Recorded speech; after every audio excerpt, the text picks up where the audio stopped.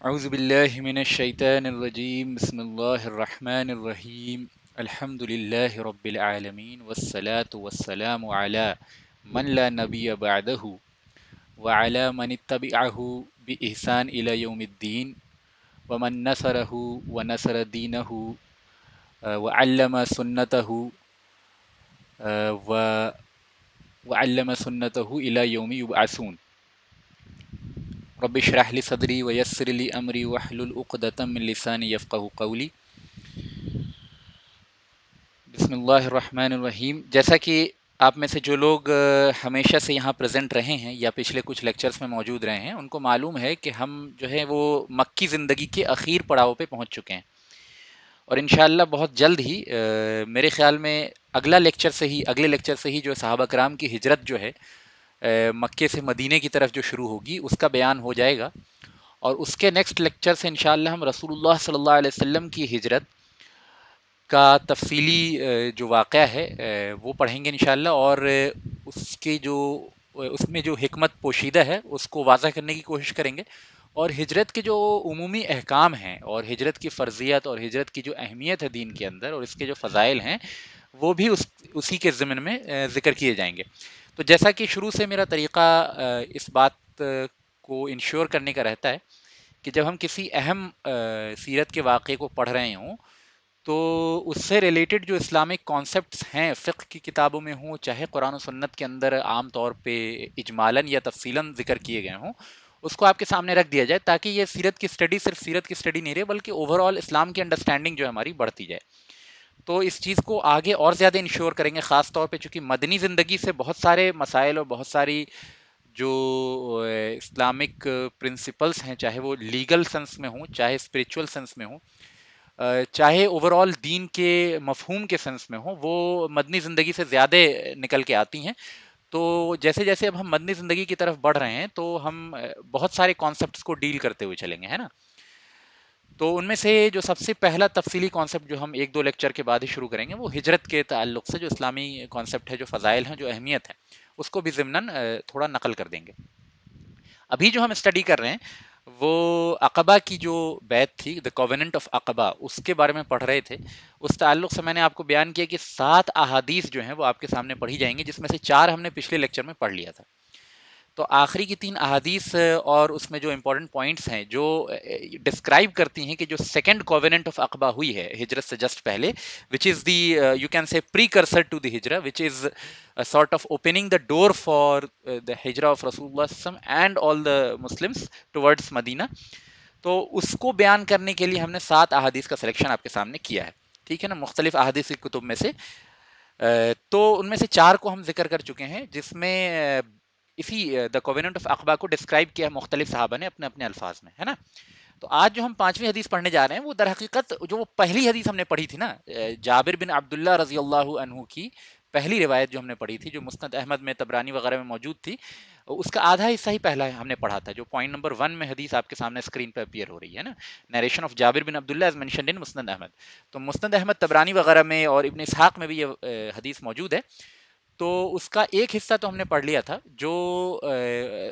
Describe کر رہا تھا کہ یہ جو دا کووننٹ آف عقبہ ہوئی ہے اس کا اس کے بیک ڈراپ کیا تھا، اس کے پہلے کا پلیٹ فارم کیا تھا۔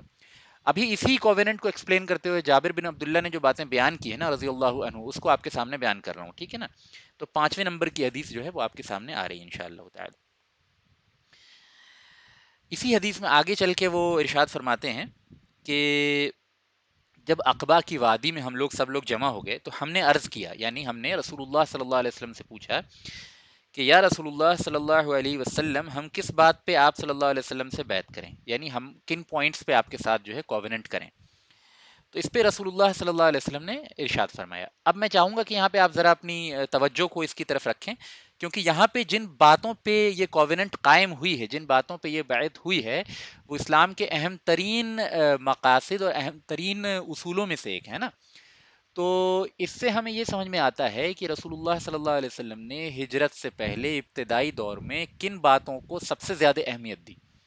اور کن باتوں کو بنیاد بنا کے انصار مدینہ کو اس نصرت کے لیے قبول فرمایا، ٹھیک ہے نا؟ تو اس سے ہمیں اسلام کی بنیادی چیزوں اور بنیادی میسج کا بھی اندازہ ہوتا ہے۔ ایک تو ہم نے جو جعفر رضی اللہ عنہ کی تقریر جو پڑھی تھی نجاشی کے کورٹ میں، اس سے بھی کافی حد تک اندازہ ہوا تھا ارلی اسلام کے کی ترجیحات اور بنیادی پرائرٹیز کے بارے میں۔ یہاں ہم اب اسلام ایک ریاستی شکل میں جب داخل ہو رہا ہے، اسلام جب ایک صرف عقیدے کے باب سے نکل کے سماجک، سیاسی اور یوں کہہ لیجیے کہ ایک اسٹیٹ فورس کے روپ میں جب ظاہر ہونے والا ہے، تو اس وقت بھی اسلام کی ترجیحات کیا کیا ہیں وہ بھی ہمارے ذہن میں ہونی چاہیے۔ تو وہ ہم اسی حدیث سے پڑھتے ہیں، اور رسول اللہ صلی اللہ علیہ وسلم کے اس جواب سے یہ بات ہمیں سمجھ میں آتی ہے نا۔ تو آپ صلی اللہ علیہ وسلم نے کیا ارشاد فرمایا کہ تم مجھ سے اس بات پہ بیعت کرو کہ تم اچھے اور برے دونوں حالوں میں میرا حکم سنو گے۔ یعنی اطاعت جو ہے وہ مشروط نہیں ہے کہ میرا دل چاہے گا، بلکہ اطاعت اس حال میں بھی کرنی ہے جب حکم جو ہے رسول اللہ صلی اللہ علیہ وسلم کا انسان کے اوپر گرا گزرے، اور اس حال میں بھی کرنی ہے جب حکم بہت پسند آئے۔ اس کا ایکسٹینشن یہ بھی ہے کہ جب قرآن و حدیث کے اندر کوئی ایسا حکم آتا ہے جس میں ہمیں مشقت کرنی پڑے یا جو ہمارے لیے مشکل ہو، تو اس پہ بھی یعنی اس پہ بھی عمل کیا جائے گا۔ اور بعض دفعہ قرآن و حدیث کا بعض حکم جو ہوتا ہے یا کوئی ایسپیکٹ جو ہوتا ہے یا کوئی فنڈامنٹل پرنسپل جو ہوتا ہے، وہ ہماری تھاٹ سے، ہماری آرا سے، ہماری سوچ و فکر سے، ہمارے نظریات سے، ہمارے پوائنٹ آف ویو سے میچ کرتا ہے تو ہم اس کو بہت مضبوطی سے پکڑتے ہیں۔ ہمارے پری کنسیوڈ نوشن سے وہ میچ کرتا ہے تو ہم اس کو بہت مضبوطی سے پکڑتے ہیں۔ لیکن بسا اوقات کیا ہوتا ہے کہ چونکہ ہماری سوچ خاص طریقے سے تیار ہوئی ہے، تو اسلام کا کوئی حکم یا حدیث یا قرآن کا کوئی اصول یا نبی صلی اللہ علیہ وسلم کا کوئی خاص فرمان ہمارے اس ورلڈ ویو سے، ہمارے اس یوں کہہ لیجیے کہ تصور حیات سے اگر میچ نہیں کھاتا، تو ہم کہیں نہ کہیں اس سے پہلو تہی کرنے کی کوشش کرتے ہیں۔ یہ جو ہے مومن کی شان نہیں، بلکہ یہ تو ایمان کی نفی ہے۔ اگر ایک انسان کے اندر واقعتاً یہ کوالٹی موجود ہو کہ وہ یعنی یہ ڈس کوالٹی موجود ہو کہ وہ صرف انہی باتوں کو دین کی انہی باتوں پہ عمل کرتا ہے جو اس کی اپنے تصور سے، اپنے خیالات سے میچ کرتے ہیں، اور ان باتوں کو چھوڑتا ہے، ان باتوں کا انکار کرتا ہے جو اس کے اپنے خیالات اور تصور زندگی سے میچ نہیں کرتے، یا جو اس کی اپنی خواہشات سے میچ نہیں کرتے، تو گویا وہ تو اپنی خواہشات کا متبع ہوا نا۔ اس نے نبی صلی اللہ علیہ وسلم کی اتباع کہاں کی؟ اس نے تو ان باتوں کی اتباع کی جس میں اس کا قلب نبی صلی اللہ علیہ وسلم کی بات کی تصدیق کر رہا ہے، جس میں اس کے اپنے نظریات رسول اللہ صلی اللہ علیہ وسلم کے نظریات کے ساتھ ہم آہنگ ہیں۔ تو گویا وہ اپنے نظریات کا تابع ہوا، اپنے نظریات کو اس نے معبود بنا رکھا ہے۔ تو اطاعت جو ہوتی ہے نا، وہ حقیقتاً پسندیدہ چیزوں میں بھی ہوتی ہے اور ناپسندیدہ چیزوں میں بھی ہوتی ہے۔ جب دونوں صورتوں میں اطاعت پہ انسان گامزن ہو اور تیار ہو اطاعت کے لیے، تو اسی کو یعنی اطاعت کہا جائے گا۔ اس کے ماسوا جو چیزیں ہیں وہ تو خواہشات کی اتباع ہوگی، اگرچہ اس پہ دینی لبادہ اوڑھ کے آپ اس کو پیش کریں کہ میں دینی سبب سے یہ کام کر رہا ہوں، لیکن اگر آپ کے کرنے کی بنیادی وجہ صرف اور صرف یہ ہے کہ وہ آپ کے نظریے سے میچ کرتا ہے، تو یہ دینی کام نہیں ہے بلکہ یہ تو خواہشات کی اتباع ہے۔ پھر آگے نبی صلی اللہ علیہ وسلم نے کیا کہا کہ خوشحالی ہو یا بدحالی، ہر صورت میں اپنے مال کو خرچ کرو گے۔ یہ دوسرا پوائنٹ ہے، نوٹ کیجئے گا، یہ باتیں بہت اہم ہیں، اور میں چاہتا ہوں ان باتوں کو آپ یہاں پہ کم سے کم اجمالی طور پہ یعنی کہ بہت بریف میں سمجھ لیں۔ تو اب نبی صلی اللہ علیہ وسلم نے دوسری کس بات پہ بیعت کی کہ تم خوشحالی کے عالم میں بھی اور بدحالی کے عالم میں بھی دونوں صورتوں میں پیسے خرچ کرو گے دین کے راہ میں۔ اس میں اسلام کا جو اعتدال والا مزاج ہے نا، عدل والا مزاج ہے، جو ایک بیلنس اور یوں کہہ لیجیے کہ دونوں ایکسٹریمیٹیز کو ایوائڈ کرتے ہوئے اسلام کا جو عام قاعدہ اور عام اصول ہے اس کو بیان کیا گیا۔ کیونکہ کیا ہوتا ہے نا کہ اسلام اپنے ماننے والوں سے مستقل مزاجی ڈیمانڈ کرتا ہے، کنسسٹنسی ڈیمانڈ کرتا ہے۔ یہ نہیں ڈیمانڈ کرتا ہے کہ انسان جب کسی وقت جوش میں آئے تو بہت زیادہ نیکی کرے، اور جب وہ جوش ٹھنڈا ہو جائے تو انسان جو ہے منکرات میں، اللہ تعالیٰ کی نافرمانی میں بالکل ڈوب جائے۔ یہ طریقہ کار جو ہوتا ہے ہلکے لوگوں کا ہوتا ہے، یہ طریقہ اممیچور لوگوں کا ہوتا ہے۔ میچورٹی کی پہچان یہ ہے کہ انسان کے مزاج میں اتنی اسٹیبلٹی ہو کہ جب اس کے ایمان کا لیول بہت ہائی ہو تو وہ نیکیاں خوب کرے، لیکن جب ایمان کا لیول تھوڑا ڈاؤن بھی ہو جائے یا کافی کم بھی ہو جائے، جو انسان کا ایمان اوپر نیچے ہوتا رہتا ہے، تو جب ایمان تھوڑا کم بھی ہو جائے اور قلبی کیفیات جو ہیں اتنی اچھی نہ بھی رہیں، تو بھی وہ بنیادی فرائض اور بنیادی ڈیوٹیز سے کبھی بھی پیچھے نہ ہٹے، ہے نا۔ تو یہ اصول ہے جو اس بات سے نکل کے سامنے آتا ہے کہ خوشحالی اور بدحالی دونوں حالتوں میں مال خرچ کرو گے۔ یہاں پہ ایک چھوٹا سا کلیریفیکیشن اور کر دوں، کیونکہ یہاں پہ بعض لوگوں کو کنفیوژن یہ ہوتا ہے کہ جیسے ان دا ٹائمس آف ایمانی رش، جب انسان کا ایمان بہت ہائی ہوتا ہے، اس وقت اگر آپ نے کوئی نیک کام کیا، کوئی نفل کام کیا، اور ایمانی لیول جب کم ہے تو اس وقت وہ نفل کام نہیں کیا. تو یہ بات کوئی پرابلمٹک نہیں ہے، اگرچہ اس میں بھی بیسٹ ڈسکورس یہ ہے کہ آپ دونوں صورتوں میں وہ نفل کام کریں. لیکن اگر بعض موقع پہ حسب توفیق نفل کام کرنے کا موقع زیادہ ہو جاتا ہے، ایمانی جوش کی وجہ سے نفل کام کرنا آسان ہو جاتا ہے، اور بعض موقع پہ وہ چیز نہیں رہتی، تو انسان جو ہے نوافل اس طرح نہیں کر پاتا، چاہے نوافل صدقے ہوں چاہے نفل عبادات ہوں. تو اس میں یہ جو فرق ہے نا، اس پہ شریعت کے اندر جو ہے وہ تنقید نہیں کی گئی ہے، بلکہ تنقید اس بات پہ کی گئی ہے کہ جب ایمان بہت زیادہ ہے تو انسان جو ہے فرائض کے ساتھ ساتھ نوافل کا بہت زیادہ اہتمام کرے، اور جب ایمان کم ہو جائے تو نفل تو چھوٹ ہی جائے، فرض بھی چھوٹ جائے. یہ وہ دو ایکسٹریم ہے جس کو منع کیا گیا ہے. ورنہ عام طور پہ ایک انسان کا جب ایمان اوپر نیچے ہوگا تو حسب توفیق اس کے نوافل میں کمی بیشی ہوگی، اس میں کوئی بری بات نہیں ہے. بری بات یہ ہے کہ ایمان کے کم بیش ہونے سے انسان کی بنیادی ڈیوٹیز بھی جو ہے وہ غائب ہو جائیں اس کی زندگی سے. یہ وہ چیز ہے جس پہ شریعت میں تنقید کی گئی ہے. ٹھیک ہے نا، آگے چلتے ہیں. پھر تیسری چیز آپ صلی اللہ علیہ وسلم نے کیا کہا کہ نوٹ کرتے جائیے گا. تیسری چیز ہے نیکی کا حکم دو اور برائی سے منع کرو گے، یعنی نیکی کا حکم دو گے اور برائی سے منع کرو گے، جس کو امر بالمعروف اور نہی عن المنکر کہا جاتا ہے. نہی عن المنکر یہ اسلام کے بہت بنیادی اصولوں میں سے ایک ہے، اور مجموعی طور پہ امت کی افضلیت کے سب سے بنیادی اسباب میں سے ایک ہی ہے. یعنی یہ امت کو جو باقی تمام امتوں کے اوپر فضیلت حاصل ہے، پچھلے انبیاء علیہم السلام کی امتوں کے اوپر جو فضیلت اس امت کو حاصل ہے، اس میں جو بنیادی اسباب ہیں اس کے، ان میں سے ایک بنیادی سبب یہ ہے کہ امر بالمعروف اور نہی عن المنکر امت کے ہر فرد پہ اپنی علمی بساط اور اپنی ذہنی صلاحیت کے مطابق فرض ہے، اور بنیادی اصولوں میں سے ایک. اب ایک انسان کو دین کا بالکل علم نہیں ہے تو اس کے اوپر یہ فرض نہیں ہے نا، آپ بات کو سمجھیے. لیکن جس نے دین کا بنیادی علم حاصل کر لیا، اس کو اپنے علم کے بقدر جو ہے اچھائی کا حکم کرنا اور برائی سے روکنا اس کے اوپر واجب ہے. اس میں ایک جو ہمارا ورلڈ ویو ہے، ہمارے ہاں جو ایک تصور ہے کہ انسان کو صرف اپنی آپ سے مطلب ہونا چاہیے، دوسروں سے مطلب نہیں ہونا چاہیے. دوسرا اگر غلط کر بھی رہا ہے تو انسان اپنے آپ سے مطلب رکھے، دوسروں کو پریشان نہ کرے. یہ تصور باطل ہے، اسلام کے بنیادی اصولوں کے خلاف ہے. انسان جب کسی برائی کو ہوتا دیکھے، اگر وہ اس کو روکنے کی صلاحیت اور طاقت رکھتا ہے تو اس پہ روکنا واجب ہے. جیسا کہ حدیث کے اندر آیا ہے، بہت مشہور حدیث ہے جو غالباً عبداللہ ابن مسعود سے بھی مروی ہے اور بھی دوسرے صحابہ سے مروی ہے، اور ایک روایت غالباً جہاں تک مجھے یاد آ رہا ہے عبداللہ ابن عمر سے بھی مروی ہے، کہ اللہ کے رسول صلی اللہ علیہ وسلم نے فرمایا کہ ایمان کا جو سب سے اعلیٰ مرتبہ بیان کیا ہے، مفہوم حدیث یہ ہے کہ ایمان کا جو سب سے اعلیٰ مرتبہ بیان کیا ہے وہ یہ کیا ہے کہ جب تم کسی برائی کو ہوتا دیکھو تو اس کو اپنے ہاتھ سے روک دو. اگر اس کی طاقت نہیں ہو تو زبان سے روک دو، اور اگر اس کی بھی طاقت نہیں ہو تو اس برائی کو دل کے اندر اس سے کڑھن محسوس کرو، اس کو برا جانو. اور فرمایا وذالک اضعف الایمان، اور یہ جو ہے ایمان کا سب سے کم ترین درجہ ہے، یہ سب سے کمزور ترین ایمان ہے کہ انسان اس کو کم سے کم دل میں برا جانے. اب اگر انسان کسی برائی کو ہوتا دیکھے اور دل میں بھی اس کو برا نہ لگے یا برا نہ جانے اس چیز کو، یا اس کو دل میں اس سے تکلیف محسوس نہ ہو، تو گویا کہ نبی صلی اللہ علیہ وسلم کی اس حدیث کے روح سے اور آپ صلی اللہ علیہ وسلم کے فتوے کے روح سے جو ہے وہ یہ اس کا یہ انڈیفرنس، یہ کولڈنس جو ہے وہ ایمان کے منافی ہے.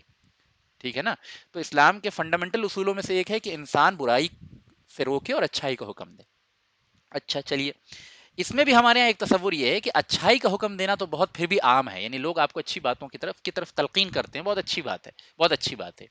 لیکن ہمارے یہاں جو عام یعنی ایک عام انڈرسٹینڈنگ، میں یہ نہیں کہہ رہا ہر کسی کے یہاں، ایک عام جو سوسائٹی ہے اس کی بات کر رہا ہوں، جس کا میں بھی پارٹ ہوں، جس کے آپ بھی پارٹ ہیں، ہم سب اسی کے پارٹ ہیں، اور ہم سب کے اندر یہ برائیاں جو ہے وہ کم و بیش موجود ہیں. کہ ہم جو ہے برائی سے روکنے سے پرہیز کرتے ہیں تھوڑا، کیونکہ یہ کوئی کمفرٹیبل ایکسپیرینس نہیں ہوتا، اسپیشلی جن لوگوں کے ساتھ آپ کے معاملات ہیں اٹھنے بیٹھنے کے، جن کے ساتھ آپ کے ریگولر جن کے ساتھ اٹھنا بیٹھنا ہے، یا جو آپ سے بڑے ہیں، یا جو آپ سے کسی بھی اعتبار سے جو اسٹیک ہولڈرس ہیں آپ کے لیے زندگی میں، ان کو برائی سے روکنا جو ہے یہ ایک مشکل کام. اچھائی کا حکم تو آپ اپنے بڑوں کو بھی دے دیتے ہیں، یہ آسان کام ہوتا ہے. آپ اپنے والد صاحب کو بھی اچھی چیزوں کا حکم دے سکتے ہیں، ان کو اچھی چیزیں بتا سکتے ہیں. آپ اپنے دوستوں کو بھی اچھی چیزیں بتا سکتے ہیں. آپ اپنے گھر میں جو رشتہ دار ہیں ان کو بھی اچھی چیزیں بتا سکتے ہیں. لیکن برائی سے روکنا یہ مشکل کام ہوتا ہے. جب آپ دیکھتے ہیں کہ عام طور پہ لوگ برائی کر رہے ہیں اور وہ آپ سے بڑے بھی ہیں، تو احسن طریقے سے، بہت اچھے طریقے سے اور بہت اچھی نیت کے ساتھ ان کو برائی سے روکنا یہ بھی ایک مشکل کام ہوتا ہے. اس میں اب دو طرح کی رویہ لوگوں کی طرف سے سامنے آتا ہے. ایک وہ لوگ ہوتے ہیں جو برائی سے روکتے ہیں لیکن ان کو برائی سے روکنے کی تمیز نہیں ہوتی، نہ ان کے اندر طریقہ ہوتا ہے، نہ ان کے اندر حسن اسلوب ہوتا ہے، نہ ان کے اندر حسن کلام ہوتا ہے، نہ وہ اچھے طریقے سے لوگوں سے بات کرنا جانتے ہیں، نہ وہ سامنے والے کی عزت کو مجروح کیے بغیر ان کو برائی سے روکنا جانتے ہیں۔ ایسے لوگ کیا کرتے ہیں کہ پھر اپنی بد اخلاقی سے، اپنے کھردرے پن سے سامنے والے جس کو آپ برائی سے روک رہے ہیں اس کو مزید دور کر دیتے ہیں دین سے۔ اور پھر ان لوگوں کے اندر کیا ہوتا ہے، شیطان ان کے دلوں کے ساتھ کیا کھیلتا ہے، جو لوگ برائی سے روک رہے تھے، ایسے لوگ ان کے دلوں کے ساتھ کہیں نہ کہیں ان کے دل میں بڑائی کا خیال یا تکبر کا خیال یا ان کے خود پاک باز ہونے کا خیال جو ہے کسی نہ کسی طریقے سے پیدا کر دیتا ہے۔ تو گویا شیطان نے دو رخی تلوار سے جو ہے دونوں کو کاٹ دیا۔ جو نہیں انل منکر کر رہا تھا، جو برائی سے روک رہا تھا، اس کی بد اخلاقی اور حسن کلام یعنی حسن کلامی سے محرومی اور اس کے کھردرے پن اور اس کے لیک آف مینرز کی وجہ سے جو سامنے والا شخص تھا وہ تو اس کے اس کے لیے اس داعی کے برے اخلاق قبولیت حق کی راہ میں مانے ہو جائیں گے۔ ایک طرف شیطان نے یہ کام کیا، دوسری طرف اس شخص کے اندر جو برائی سے روک رہا تھا، اس کے اندر سائلنٹ وے میں، ان نون وے میں، ان نوٹسڈ وے میں بڑائی کا خیال، اس کے خود کے پاکباز ہونے کا خیال، اس کے خود کے صاف ستھرے ہونے کا خیال، اس کے اندر جو ہے ایک ہولیر دین داؤ ایٹیٹیوڈ کا پیدا کر دینا، یہ بھی اس نے کر دیا۔ گویا کہ ایک نیک کام کرنے ایک شخص چلا اور شیطان نے اس میں ایسا دخل اندازی کی کہ یہ صرف نہ نیکی رہی بلکہ نیگیٹو ہو گئی دونوں شخصوں کے پوائنٹ آف ویو سے۔ تو نہیں انل منکر کرنا یہ اتنا آسان کام بھی نہیں ہے اور اتنا ایزی بھی نہیں ہے، اور اس میں ایک قسم کے لوگ ہیں جو اس طرح کی ایکسٹریمٹی کے شکار ہو جاتے ہیں، جو اکثر اوقات جو ہیں وہ لیک آف ادب، لیک آف طریقے کی وجہ سے دوسروں کو بھی دین سے دور کر دیتے ہیں اور خود بھی ان کے اوپر شیطان جو ہے حاوی ہو جاتا ہے۔ ٹھیک ہے، ایک تو ایکسٹریم یہ۔ دوسری ایکسٹریم یہ ہے کہ پھر لوگ جو ہے مصلحت کے تقاضے کے تحت آپسی اچھے تعلق کی وجہ سے کیا ہے کہ سامنے والے کی برائی سے آنکھ بند کر لیتے ہیں اور کہتے ہیں کہ نہیں ہم تو دل میں اس کو برا جانتے ہیں لیکن اس سے یہ بات بیان نہیں کرتے ہیں، ہے نا؟ یہ گویا کہ یہ دو باتوں کی علامت ہوتی ہے، ایک کہ آپ سامنے والے سے حقیقی محبت نہیں کرتے ہیں، اگر آپ حقیقی محبت کرتے تو احسن طریقے سے، اچھے طریقے سے اس کو برائی سے منع کرتے، اس سے محبت کا لازمی تقاضا ہے کہ آپ اس کو جو ہے وہ غلط راستے پہ جانے سے روکیں۔ دوسرا دوسرا اس کا مطلب سمپل یہ ہے کہ آپ کے اپنی مصلحتیں، آپ کی اپنی امیج کو ایک سرٹن فارم میں مینٹین کرنا آپ کے نزدیک اللہ کے حکم سے زیادہ اہم ہے۔ یہ دوسری پرابلم ہے۔ تو ایکسیسو ادب کا بہانہ کر کے، ایکسیسو مصلحت کا بہانہ کر کے بعض لوگ جو ہے نہیں انل منکر سے بھی رک جاتے ہیں۔ یہ دوسری ایکسٹریم ہے، یہ شیطان، یہاں بھی شیطان کا رول پلے ہے اور یہ بھی جو ہے وہ غلط ہے۔ ٹھیک ہے نا، آپ بات سمجھ رہے ہیں؟ کیونکہ نبی صلی اللہ علیہ وسلم نے یہاں امر بالمعروف نہیں انل منکر کا حکم فرمایا ہے اور بتایا ہے کہ یہ کتنا اہم ہے۔ اور تیسری بات کہ اس تعلق سے کئی کنفیوژنس ہوتے ہیں، تو یہ باتیں میں نے تھوڑی سی واضح کر کے آپ کے سامنے رکھ دیں۔ پھر آگے نبی صلی اللہ علیہ وسلم چوتھی بات کیا فرماتے ہیں کہ اللہ تعالیٰ کے معاملے میں حق بات کہو گے، یعنی اللہ تعالیٰ کے معاملے میں ایسے ہی اپنی مرضی سے کوئی بات نہیں کہہ دو گے، یعنی دین کے معاملات میں کوئی بھی بات پہ کلام کرنے سے پہلے اگر آپ نے صحیح طریقے سے اس کا مطالعہ نہیں کیا ہے، صحیح طریقے سے تحقیق نہیں کی ہے، جلد بازی کر دی ہے نا، کسی کتاب کی ایک کوٹیشن پڑھا انٹرنیٹ پہ کہیں اور فیس بک پہ کہیں یا ٹویٹر پہ کہیں اور پھر آپ نے جو اس سے اپنی رائے قائم کر لی اور پھر دوسروں کو جو ہے اسی ایک چھوٹی سی عبارت جو آپ نے کسی اننون جگہ سے، اننون انسان سے سیکھی اور اسی کے بیسس پہ آپ جو ہے دین کے معاملے میں کلام فرما رہے ہیں، تو یہ بھی جو ہے وہ اللہ تعالیٰ کے معاملے میں ایسی بات کہنا ہے جس کا انسان کو علم نہیں۔ تو اللہ تعالیٰ کے معاملے میں حق بات کہو گے، اس کے منافی ہے یہ بات کہ اچھے طریقے سے پہلے تحقیق کرنی چاہیے۔ اور آگے کیا فرمایا کہ کسی ملامت کرنے والے کی ملامت کی پرواہ نہیں کرو گے، ملامت کرنے والے کی ملامت سے نہیں ڈرو گے۔ یہ پانچویں چیز آپ صلی اللہ علیہ وسلم نے ارشاد فرمائی، یعنی اللہ کے معاملے میں جو حق بات ہوگی اس میں اگر تمہیں کوئی کرٹیسائز کرے، اس میں تمہیں اگر کوئی لقب دے، اس میں تمہیں اگر کوئی نیم کالنگ کرے، اس میں تمہیں اگر کوئی تحقیر کرے، تو اس کی پرواہ نہیں کرو گے، اپنے امپریشن اور اپنے امیج کو سرٹن فارمیٹ میں مینٹین کرنے کے لیے اللہ تعالیٰ کے حکموں کو نہیں توڑو گے، ہے نا؟ تو یہ نبی صلی اللہ علیہ وسلم کی اہم ترین کووننٹ میں سے اور اہم ترین عہد و پیمان میں سے ایک ہے جس کا یہاں بیان ہو رہا ہے، اور اسی لیے میں ان باتوں کو جو ہے تھوڑا واضح کرنے کی کوشش کر رہا ہوں۔ اور آگے کیا چھٹی بات کیا ارشاد فرمائی کہ جب میں تمہارے پاس آ جاؤں گا تو ہر اس چیز سے میری حفاظت کرو گے جس سے تم اپنے بال بچوں کی حفاظت کرتے ہو، اور اگر تم نے یہ 6 باتیں کر لی تو ان کے بدلے تمہیں جنت ملے گی۔ گویا کہ یہ 6 اہم ترین اصول ہیں اور جنت کے حصول کے لیے اہم ترین مضامین ہیں جن پہ عمل کرے اگر انسان، تو رسول اللہ صلی اللہ علیہ وسلم کا ظاہراً اور شاہدن اور غائبانہ دونوں اعتبار سے جو ہے وہ جنت کی بشارت آپ صلی اللہ علیہ وسلم نے دے دی، یعنی جو لوگ وہاں موجود تھے ان کے لیے بھی اور جو وہاں موجود نہ تھے ان کے لیے بھی، ٹھیک ہے نا انشاءاللہ تعالی۔ اس پہ آگے جابر بن عبداللہ رضی اللہ عنہ، یہ 6 باتیں بڑی اہم تھیں، اس لیے آپ ان کو نوٹ کریں، ان کو یاد کریں اور ان پہ عمل کرنے کی کوشش کریں۔ اللہ تعالیٰ جو ہے وہ ہمیں اور آپ کو دونوں کو عمل کرنے کی توفیق عطا فرمائے۔ اور بولنا اور پڑھانا آسان ہوتا ہے، مکمل اور مستقل طور پہ استقلال کے ساتھ کسی بھی حکم پہ عمل کرنا یہ مشکل کام ہوتا ہے نا، تو آمین۔ آگے جابر بن عبداللہ رضی اللہ عنہ کہتے ہیں کہ اس پر ہم اٹھے اور آپ صلی اللہ علیہ وسلم کی طرف بڑھے اور آپ صلی اللہ علیہ وسلم کا ہاتھ جماعت کے سب سے کم سن نوجوان، یعنی سنن البیہقی وغیرہ کی روایت میں آتا ہے کہ اسد بن زرارہ رضی اللہ عنہ تھے، جن کے گھر پہ مصعب بن عمیر ٹھہرے ہوئے تھے مدینے میں، اگر آپ کو یاد ہو تو۔ اور اسد ابن زرارہ ہے کہ ہی گھر پہ سعد بن معاذ وغیرہ آئے تھے، یاد ہوگا اگر وہ واقعہ، بھی 2-3 لیکچر پہلے ہم نے اس کو پڑھا تھا۔ تو اسد ابن زرارہ نے سب سے پہلے جو ہے رسول اللہ صلی اللہ علیہ وسلم کے ہاتھ پہ بیعت کی، ٹھیک ہے نا۔ لیکن اس بیعت سے پہلے انہوں نے ایک بات رکھی ہے جو بہت اہم ہے، وہ بھی میں آپ کے سامنے بیان کرنا چاہتا ہوں۔ وہ بات کیا ہے؟ اسد ابن زرارہ کہتے ہیں کہ اس کے بعد اسد ابن زرارہ نے بیعت کرنے سے لوگوں کو روکا، کہا رکیے 1 منٹ، اور کہا ٹھہرو اے اہل یثرب، یعنی اے مدینے والے،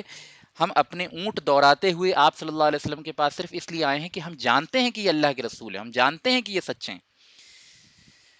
اور آج، اور پھر آگے کہتے ہیں کہ یہ اللہ کے رسول ہیں اور آج ان کو نکال کر اپنے ساتھ لے جانا تمام عرب کی دشمنی کو مول لینا ہے۔ گویا اسد ابن زرارہ اس بات کو سمجھتے تھے کہ نبی صلی اللہ علیہ وسلم کی بات کو اس وقت قبول کر لینا یقینی طور پہ تمام اہل عرب سے دشمنی مول لینے کا ہم مانا ہے، ٹھیک ہے نا۔ تو آگے فرماتے ہیں اس کے نتیجے میں تمہارے نونہال بچے جو ہیں وہ قتل ہو جائیں گے اور تمہاری تلواریں خون سے رنگ جائیں گی، لہٰذا اگر تم اس بات کو برداشت کرنے کی طاقت اپنے اندر پاتے ہو تو نبی صلی اللہ علیہ وسلم کا ہاتھ تھام لو، اور اس کا اس بات پہ جو اجر ہے اس کا ذمہ اللہ تعالیٰ کے پاس، اللہ تعالیٰ اس بات کا ذمہ دار ہے۔ لیکن اگر تمہیں اپنی جانوں کا خوف ہے تو پھر ابھی ہی نبی صلی اللہ علیہ وسلم کو چھوڑ دو، کیونکہ ابھی اگر تم نے عذر کر لیا تو ممکن ہے کہ اللہ تعالیٰ معاف کر دے، لیکن آگے چل کے اگر تم نے بیچ راستے میں نبی صلی اللہ علیہ وسلم کے تحفظ سے ہاتھ کھینچ لیا تو بے شک جو ہے یہ بہت بڑی غداری ہوگی، یہ اللہ تعالیٰ کے ساتھ عہد و پیمان توڑنے کا ہم مانے ہوگا اور یہ تمہاری جہنم کا سبب بن جائے گا۔ گویا اس بات کو اچھی طرح غور کر لو، سوچ لو، سمجھ لو، اس کے بعد جو ہے نبی صلی اللہ علیہ وسلم سے عہد کرو۔ گویا اسد ابن زرارہ پہلے سے اس معاملے کی سیویریٹی اور اس معاملے کی اہمیت اور اس معاملے کی کرٹیکلٹی کو اہل یثرب، اہل مدینہ کے سامنے واضح کرنا چاہتے تھے۔ دوسری بات یہاں سے کیا سمجھ میں آئی؟ دوسری بات یہ سمجھ میں آئی کہ اہل یثرب اور صحابہ کا مجموعی فہم اس بات پہ متفق تھا، اس بات پہ متفق تھا کہ نبی صلی اللہ علیہ وسلم اور اس دین کی حمایت اگر ایسے ماحول میں کی جائے جہاں کفر غالب ہے، ابھی اہل عرب میں کیا تھا؟ کفر ہی غالب تھا نا، شرک ہی غالب تھا نا، ایسا تو نہیں تھا کہ توحید کے پیغامات عام ہو گئے تھے، یعنی گویا کہ کفر اور شرک غالب تھا۔ تو صحابہ کا مجموعی فہم اس بات پہ دلالت کرتا ہے کہ جب کفر اور شرک غالب ہو اس وقت اسلام کے نفاذ کی کوشش، اس وقت مکمل اسلام پہ عمل کرنے کی کوشش لازمی طور پہ کانفلکٹ اور خون خرابے اور بہت بڑے مقابلہ آرائی کو جنم دیتا ہے۔ صحابہ کا مجموعی فہم اس بات پہ دلالت کرتا ہے نا، کیونکہ صحابہ ایک نہیں کئی واقعات ایسے آئے ہیں جس میں صحابہ نے اس بات کی صراحت کی ہے کہ اے لوگوں جو تم بیعت کر رہے ہو تم جانتے بھی ہو کس بات پہ بیعت کرو، آگے بھی جو حدیثیں آئیں گی اس میں بھی اس بات کی وضاحت آئے گی، تو پھر میں انشاءاللہ وہاں پہ بیان کروں گا اس بات کو۔ بس میں یہ نوٹ کرانا چاہ رہا ہوں آپ کو کہ ہمارے ہاں ایک تصور یہ ہے کہ اسلام جو ہے انتہائی عدل اور انتہائی امن کا دین ہے، اور اس میں کوئی غلط بات نہیں ہے، یعنی اس بات کو ڈنکی کی چوٹ پہ کہا جا سکتا ہے کہ اسلام امن کا دین ہے۔ لیکن اگر کفر اور شرک کے بہتان، کفر اور شرک کی بہتات جہاں ہو، جہاں کفر اور شرک کا تسلط ہو، جہاں کفر اور شرک کا غلبہ ہو، ویسی صورت میں اگر اسلام کا اظہار کی کوششیں کی جائیں گی تو لازمی طور پہ کفر اور شرک جو شیاطین کے نظام ہے دنیا کے اندر، وہ اس بات کو کبھی قبول نہیں کریں گے کہ آپ اسلام کو اپنی تمام اصلی شکل میں جو ہے دنیا کے سامنے ظاہر کریں، کبھی قبول نہیں کریں گے اس بات کو۔ لہٰذا ویسی صورت میں کانفلکٹ کا ہو جانا یہ ایک فطری بات ہے، یہ اسلام کے امن کے منافی نہیں ہے، بلکہ یہ عین امن پہ دلالت کرتا ہے کہ جب کفر اور شرک اور باطل قوتیں اور شیاطینی نظام دنیا کے اندر غالب ہوں گے، ان کے سامنے جب توحید کا پیغام رکھا جائے گا، ان کے سامنے جب اسلام کی برتری کا اعلان ہوگا، ان کے سامنے جب مکمل اسلام کو پیش کیا جائے گا تو لازمی طور پہ نظام شیاطین کبھی بھی اس بات کو قبول نہیں کریں گے۔ لہٰذا جو ایک بنیادی کانفلکٹ ہوتا ہے وہ کانفلکٹ کا ہو جانا اور اس کے نتیجے میں اسلام کا کفر کے ساتھ مقابلہ آرائی کا ہو جانا، یہ ایک بہت فطری امر ہے، یہ کوئی ایسی بات نہیں ہے جو اسلام سے ہٹ کے ہے، بلکہ اسلام کے بنیادی جز میں سے ایک جز ہے کہ جب اسلام کو کفر کے مقابلے میں اور کفر کے غلبے کی موجودگی میں ظاہر کرنے کی کوشش کی جائے تو اسلام جو ہے وہ اس کانفلکٹ کا سبب بنتا ہے، ٹھیک ہے نا؟ یہ ایک بہت ہسٹوریکل ریالٹی بھی ہے، یہ ایک بہت پریکٹیکل ریالٹی بھی ہے، اور صحابہ کا مجموعی فہم اس بات پہ دلالت کرتا ہے، ٹھیک ہے نا؟ تو اس بات کو سمجھ لیجیے، آگے چلیے۔ تو اس پہ لوگوں نے کہا کہ بالکل تم ہٹ جاؤ اسد ابن زرارہ، ہم نبی صلی اللہ علیہ وسلم سے ہر اس بات پہ بیعت کرنے کے لیے تیار ہیں جس پہ آپ ہم سے بیعت کرنے کا حکم دے رہے ہیں، اور ہم ان تمام حقائق کو اور ان تمام نتیجے کو جانتے ہیں جو تم ہمیں بیان کر رہے ہو۔ گویا کہ انصار مدینہ نے ان تمام خطرات سے واقفیت کے صورت میں یہ بیعت کی ہے، ایسا نہیں ہے کہ ان کو معلوم نہیں تھا کہ وہ کس خطرے کو مول لینے جا رہے ہیں، ٹھیک ہے نا؟ اس بات کے نتیجے میں چلیے، تو یہ جابر بن عبداللہ رضی اللہ عنہ والی حدیث جو ہے مکمل ہوئی۔ اب چھٹی حدیث اور ساتویں حدیث بچتی دو جو میں آج آپ کے سامنے بیان کروں گا۔ اب چھٹی حدیث جو ہے تھوڑی چھوٹی ہے، تو ابن جریر الطبری وغیرہ نے بیان کیا اس حدیث کو، ابن ہشام وغیرہ نے بھی بیان کیا ہے، عباس بن عبادہ سے مروی ہے روایت۔ اچھا ایک اور بات سمجھ لیجیے، یہ وہ عباس نہیں ہے جو رسول اللہ صلی اللہ علیہ وسلم کے چچا ہے، بلکہ یہ انصار ہیں، یہ مدینے کے عباس بن عبادہ جو اہم صحابی ہیں، ان کے نام اگر آپ یاد رکھیں گے نا، آپ کا یعنی آپ کا جو تاریخ اسلامی پہ پکڑ ہے وہ بہت مضبوط ہو جائے گی، اسپیشلی جو اہم رجال ہوتے ہیں، چاہے وہ حدیث کے باب میں ہو، چاہے وہ سیرت کے باب میں ہو، چاہے جو عام تاریخ کے باب میں ہوں، اہم رجال کے اگر نام یاد رکھیں، اہم لوگوں کے آپ نام یاد رکھیں تو آپ کو ان چیزوں میں انٹرسٹ زیادہ بڑھے گا، ٹھیک ہے نا؟ تو یہ جو عباس بن عبادہ ہیں یہ انصاری صحابی تھے۔ عباس بن عبادہ کھڑے ہوئے اس کے بعد، ٹھیک ہے نا، اسی بیعت عقبہ میں، اور کھڑے ہوئے کہا خزرج کے لوگوں، اب یہ دیکھیے یہ بھی تنبیہ کر رہے ہیں اپنے لوگوں کو، اور لوگوں کو بار بار اس بات کا احساس دلا رہے ہیں کہ تم اس بات کی کرٹیکلٹی اور سیویئرٹی کو سمجھ کے جو ہے وہ بیعت کرو۔ اس پہ اس اس کو بیان کرنے سے پہلے میں ایک چھوٹا سا پوائنٹ یہاں پہ بیان کرنا چاہتا ہوں ضمناً، جو غور کرنے سے آپ کو بھی سمجھ میں آئے گی۔ صحابہ کرام کا بار بار اس بات کو واضح کرنا کہ تم کتنے بڑے کام کو کرنے جا رہے ہو اور کتنی کرٹیکل کام کو کرنے کے جا رہے ہو، یہ کیا بتاتا ہے؟ یہ بتاتا ہے کہ جب ہم کسی عام لوگوں سے کوئی بڑا کام لینے جا رہے ہوں، ٹھیک ہے نا، اس بڑے کام کو ممکن ہے کہ عام لوگ جو ہیں یا عام انسان جو ہے کسی جوش کے تحت، کسی وقتی جذبے کے تحت اس کو کرنے کے لیے آگے آیا ہو، اگر ہم اس کام کی سیویئرٹی اور کرٹیکلٹی کو چھپا کے اس سے وہ کام کروا لیں، چاہے وہ اچھی نیت سے ہی کیوں نہ ہو، یہ صحابہ کی سنت کے خلاف ہے۔ یعنی ایک شخص، ایک جوشیلا جوان آپ کے سامنے آتا ہے، اس کے اوپر دین کے لیے خدمت کرنے کا جذبہ بہت طاری ہے وقتی طور پہ، وہ آپ کے پاس آتا ہے اور آپ اس کو کسی ایسے کام کی طرف بھیجنا چاہ رہے ہیں جو تھوڑا سا یعنی دنیاوی اعتبار سے اس میں خطرہ ہے۔ اب آپ کے پاس دو آپشن ہے، ایک اس خطرے کے بارے میں اس شخص کو بتا دیں اور واضح کر دیں کہ یہ بڑا کام ہے، اور اس سے پہلے کہ تم آگے جا کے اس بات سے گھبراؤ، ابھی تمہیں معلوم ہونا چاہیے کہ اس معاملے میں کتنی سیویئرٹی اور کتنی کمپلیکسٹی اور ڈیفیکلٹی ہو سکتی ہے۔ ایک طریقہ تو یہ، دوسرا طریقہ یہ ہے کہ آپ یہ سوچیں کہ اگر میں اس کو یہ بات بتا دوں تو یہ شاید دین کا کام نہ کرے، لہٰذا میں اس سے یہ بات چھپا لیتا ہوں اور اس سے دین کا کام لے لیتا ہوں۔ اگرچہ دوسرے کیس میں آپ کی نیت صحیح ہے نا، آپ کی نیت یہ ہے کہ ہم دین کا کام لینا چاہ رہے ہیں، لیکن ایک آپ نے انفارمیشن اس سے چھپا کے خیانت کی، ایک بات، دوسری بات آپ نے صحابہ کرام کی مجموعی سنت کی خلاف ورزی کی۔ دیکھتے ہیں صحابہ کسی کو بھی بڑی مہم پہ بھیجتے تھے، یا نبی صلی اللہ علیہ وسلم کسی کو بھی بڑی مہم پہ بھیجتے تھے، یا یہ خود اس واقعے کے اندر ہم دیکھیں کہ عباس ابن عبادہ جو کھڑے ہو کے لوگوں کو بار بار تنبیہ کر رہے ہیں، اس سے پہلے اسد ابن زرارہ بھی جو ہے لوگوں کو تنبیہ کر رہے ہیں، اس سے کیا سمجھ میں آتا ہے کہ بڑے کام کرنے سے پہلے صرف دین کا کام نکلوا لینا مقصد نہیں ہونا چاہیے، بلکہ سامنے والا پورے شرح صدر سے دین کے کام کو قبول کرے، صرف وقتی جوش و جذبے کی وجہ سے قبول نہ کرے۔ اس کو انشور کرنا بھی ایک ذمہ دار قائد اور ایک ذمہ دار لیڈر کی ذمہ داری ہے اسلامی نقطہ نظر سے، اور صحابہ کی سنت ہے یہ، ٹھیک ہے نا؟ تو اس میں یعنی یہ باتیں ہوئی ہیں، بعض موقع پہ دیکھا گیا ہے، میں زیادہ تفصیل میں نہیں جاؤں گا کہ اچھی نیت کے ساتھ، نوجوانوں سے کام لینے کی نیت کے ساتھ، بہت اچھے مقاصد کے تحت، اس کے باوجود ان کو پورے حقائق نہیں بتائے جاتے ہیں، اور بعد میں جب وہ اس طرح کی پریشانی میں مبتلا ہوتے ہیں تو پھر یعنی وہ اپنے ایمان سے بھی پھر جاتے ہیں، دین سے بھی بدظن ہو جاتے ہیں، تو یہ چیزیں نقصان کا سبب ہیں، وہ اس نیت سے کیا جائے کہ اس سے دین کا کام ہو جائے۔ تو اس لیے پورے حقائق اور کرٹیکلٹی اور ڈینجرز وغیرہ کو پہلے بتا دینا جو ہے وہ ضروری ہوتا ہے. اسی بات کو، اسی سنت پہ عمل کون کر رہے ہیں یہاں پہ؟ عباس بن عبادہ رضی اللہ عنہ کہتے ہیں اے خزرج کے لوگوں، جانتے ہو کہ کس ہستی سے تم کس بات پہ بیعت کر رہے ہو؟ آوازیں بلند ہوئیں، ہاں عباس ہم جانتے ہیں. تو عباس رضی اللہ عنہ نے کہا، یہ عباس چچا نہیں ہے بلکہ عباس بن عبادہ رضی اللہ عنہ نے کہا، تم کالے اور گورے سب سے جنگ کرنے کے لیے بیعت کر رہے ہو. گویا کہ وہ جانتے تھے کہ اس دعوت کے نتیجے میں کانفلکٹ جو ہے وہ لازمی ہے. یعنی یہ بیعت کر کے تم دنیا سے لڑائی مول لے رہے ہو. اب اگر تمہارا خیال یہ ہے کہ جب تمہارے مال کی تباہی ہوگی، تمہارے اشراف کی ہلاکت ہوگی اور تمہارے بچوں کا قتل ہو جائے گا، تو تم نبی صلی اللہ علیہ وسلم کے دشمنوں کے حوالے تم نبی کو کر دو گے صلی اللہ علیہ وسلم، تو ابھی اپنی بیعت سے ہاتھ پیچھے کر لو، کیونکہ اگر تم اس وقت ایسا کرو گے تو یہ دین کے ساتھ غداری ہوگی.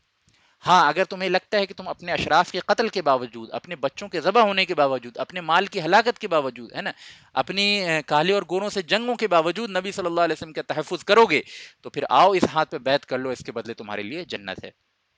تو اس پہ جو ہے انصار نے آواز بلند کر کے کہی کہ ہم اپنے اشراف کی ہلاکت، اپنے بچوں کے ذبح ہو جانے اور اپنے مال کی تباہی کے باوجود نبی صلی اللہ علیہ وسلم سے ان تمام باتوں پر بیعت کرتے ہیں جو نبی صلی اللہ علیہ وسلم ہم سے ڈیمانڈ کر رہے ہیں. اس سے دو باتیں سمجھ میں آئی، ایک انصار کا جذبہ سمجھ میں آیا، دو انصار کی کلیئرٹی سمجھ میں آئی کہ وہ کس چیز پہ بیعت کر رہے تھے. تیسرا صحابہ کرام کا یہ فہم سمجھ میں آیا کہ کفر و شرک کی موجودگی میں اسلام کا اظہار کیا جائے اور اسلام کی بلندی کی کوشش کی جائے تو لازمی طور پہ کنفلکٹ پیدا ہوگا. ٹھیک ہے نا، اسی لیے اللہ تعالیٰ نے جہاد بالسیف کا جو حکم دیا ہے، قتال کا جو حکم دیا ہے اور جنگ کا جو حکم دیا ہے، وہ اسی وجہ سے دیا ہے کہ کفر و شرک کو زیر کر کے اسلام کا غلبہ کیا جا سکے، اسلامی دعوت کو عام کیا جا سکے. جب بھی کفر اور شرک جو ہے وہ اسلامی دعوت کے اور تبلیغ کے اور اسلام کی برتری اور اسلام کے اظہار کے راستے میں رکاوٹ بنے. ٹھیک ہے نا، اس پہ تفصیلی باتیں آگے آئیں گی. تو یہ چھٹی حدیث تھی جو آپ کے سامنے آئی. ساتویں اور آخری حدیث جو ہے وہ آج کی ہم پڑھنے جا رہے ہیں، یہ ہے معاذ بن رفع رضی اللہ عنہ کی، اور یہ طبقات ابن سعد وغیرہ میں منشن ہے. تو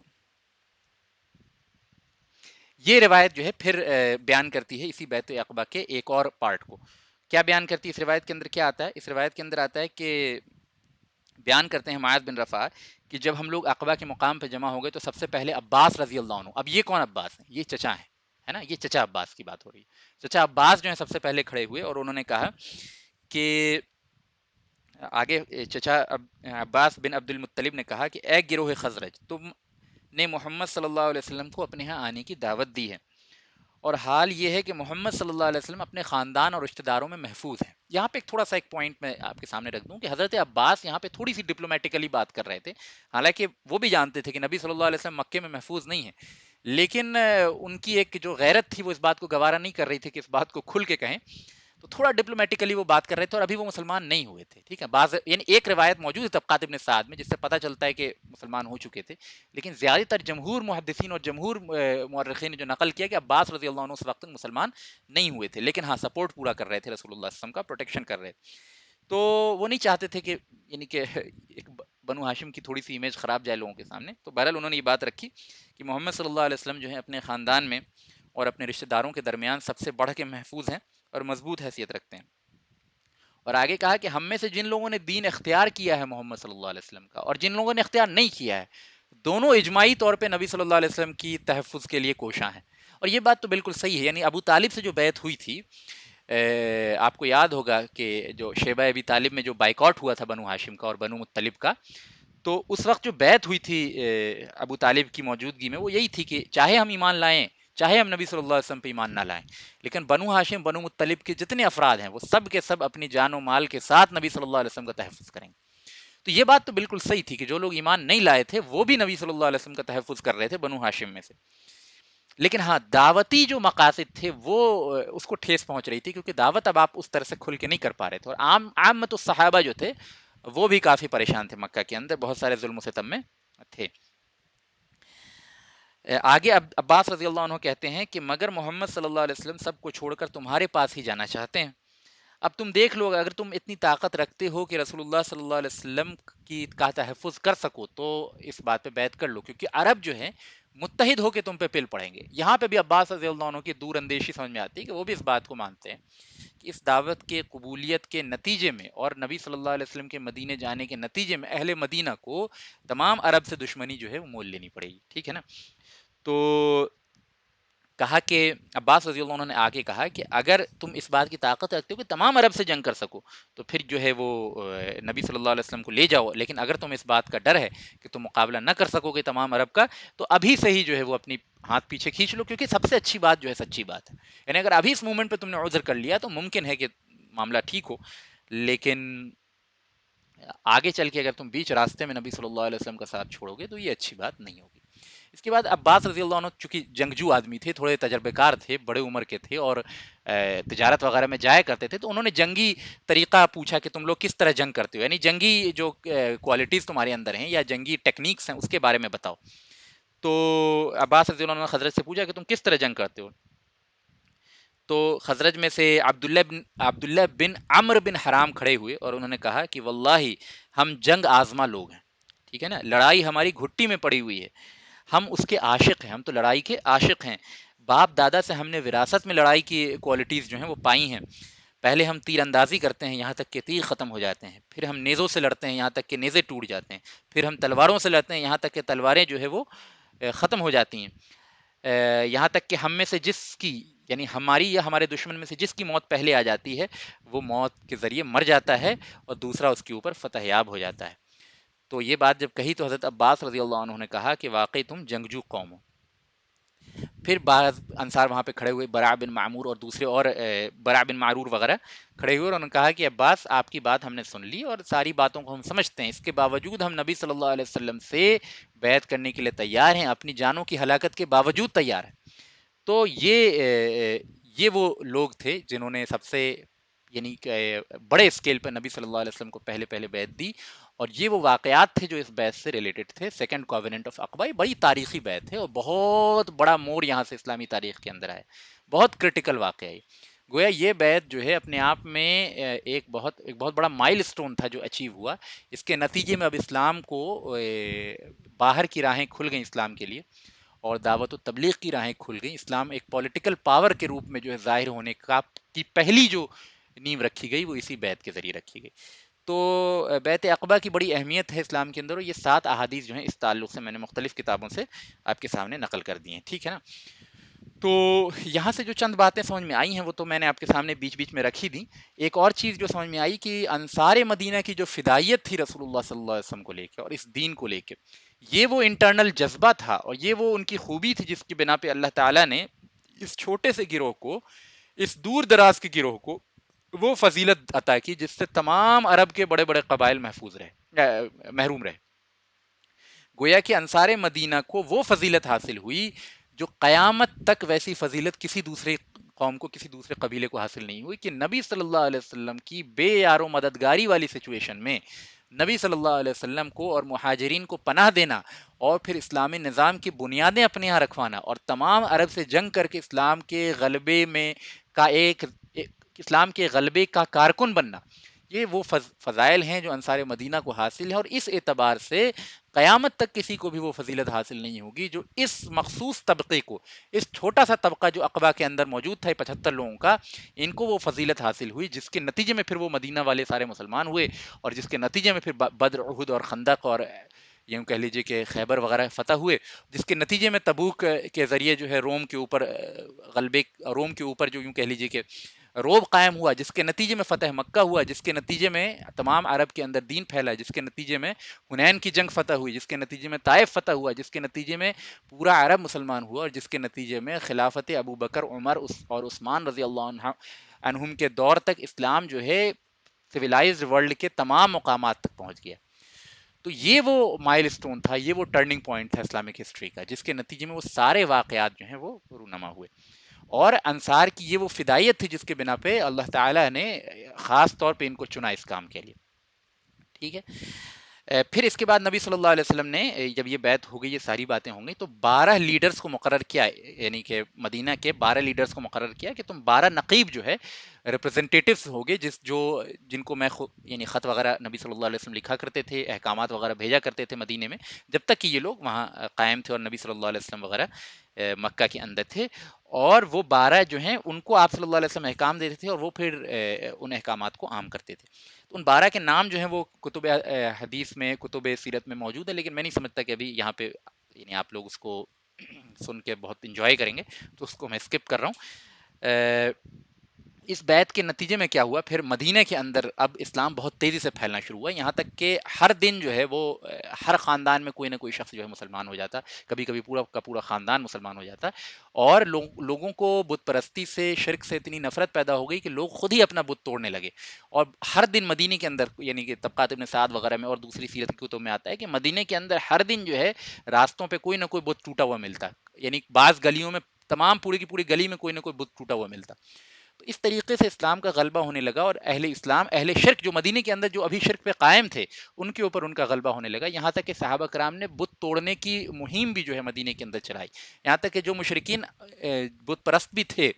وہ بھی اب اپنی بتوں کی کھل کے عبادت نہیں کرتے تھے، وہ بھی اب شرک پہ کھل کے جو ہے وہ عمل پیر نہیں ہوتے تھے.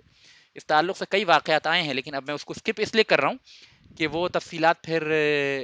یہاں پہ ایکسپلین کریں گے تو کچھ پوائنٹس ہیں جو رہ جائیں گے، تو وہ انشاءاللہ تعالی جب ہم مدنی زندگی شروع کریں گے تو جو بت شکنی کا دور چلا ہے اس کو بیان کریں گے انشاءاللہ تعالی. اور بت کو توڑنا، بتوں کو توڑنا، یہ ابراہیم علیہ السلام کی قدیم سنت ہے، یہ ابراہیم علیہ السلام کی توحید کا اس بات اور شرک کے انکار کا عملی مظہر ہے، جو ہر زمانے سے انبیاء علیہ السلام کی سنت رہی ہے، انبیاء علیہ السلام کے مبعوث ہونے کی بنیادی وجہ رہی ہے، اور صحابہ کرام کی بھی سنت یہ رہی ہے. تو یہ توحید کا عملی اظہار ہے، شرک کا عملی ابطال ہے. یہ وہ افیکٹ تھے جو مدینہ کے اندر اس بیعت کے بعد جو ہیں وہ ظاہر ہوئے. تو انشاءاللہ تعالی یہیں پہ میں جو ہوں آج کی بات کو کلوز کروں گا، اور میں امید کرتا ہوں کہ جو 3 احادیث آج ہم نے پڑھی، جو اس کو ایکسپلین کیا، اس میں اہم نکات تھے، اور جو انصار کی فدائیت کو ایکسپلین کیا، جو عقبہ کے بعد مدینے میں اثرات ہوئے اسلام کے سپریڈ کے، اس کو ایکسپلین کیا. امید کرتا ہوں انشاءاللہ تعالی کہ یہ باتیں آپ کو سمجھ میں آئی ہوں گی، اور اللہ تعالیٰ سے دعا کرتا ہوں کہ اس میں اگر کوئی خطا ہو گئی تو اللہ تعالیٰ اس کو معاف کر دے، کوئی سلپ آف ٹنگ ہو گیا، کوئی غلط تأثر میں نے دے دیا، یا کسی غلط بات کو بیان کر دیا تو کم علمی کے سبب کیا، اللہ تعالیٰ اس کو معاف کرے اور اصلاح فرمائے. اور کوئی اچھی بات اگر کہہ دی اور اللہ تعالیٰ کی رضا جوئی کے لیے کہہ دی تو اللہ تعالیٰ اس کو قبول کرے اور ہم سب کو اس پہ عمل کرنے کی جو ہے توفیق عطا فرمائے. آمین یا رب العالمین. انشاءاللہ تعالیٰ نیکسٹ لیکچر سے ہم جو ہے وہ اس بیعت کے بعد جو ہجرت کی سٹارٹ ہوئی ہے، صحابہ کرام کی ہجرت کی شروعات جو ہوئی، یعنی دا بگننگ آف ہجرہ، انشاءاللہ تعالی وہ ہم نیکسٹ لیکچر سے پڑھنا شروع کریں گے. اور وہ جو ہجرہ ہے وہ انیشلی رسول اللہ صلی اللہ علیہ وسلم کی ہجرت نہیں ہے، بلکہ عام طور پہ عامت الصحابہ کی ہجرت جو ہے، جن کو ہم مہاجرین کہتے ہیں، ہجرت کرنے والے، ان کی ہجرت کی شروعات جو ہوئی مکہ کے اندر، اور مکہ کے اندر جو ماحولیاتی تبدیلی ہوئی اس کے نتیجے میں، انشاءاللہ تعالی نیکسٹ لیکچر میں ہم اس کو سمجھیں گے. اور اس کے بعد میں بھی ایک آک لیکچر بعد پھر رسول اللہ صلی اللہ علیہ وسلم کی ہجرت اور ہجرت کے جو یعنی بعض ضمنی احکامات ہیں اور حیثیت و فضائل ہیں، انشاءاللہ تعالی اس کو بھی بیان کریں گے. وآخر الدعوانا وان الحمد للہ رب العالمین. انشاءاللہ تعالی اب آپ کے سوال جواب جو ہیں وہ لے لوں گا میں.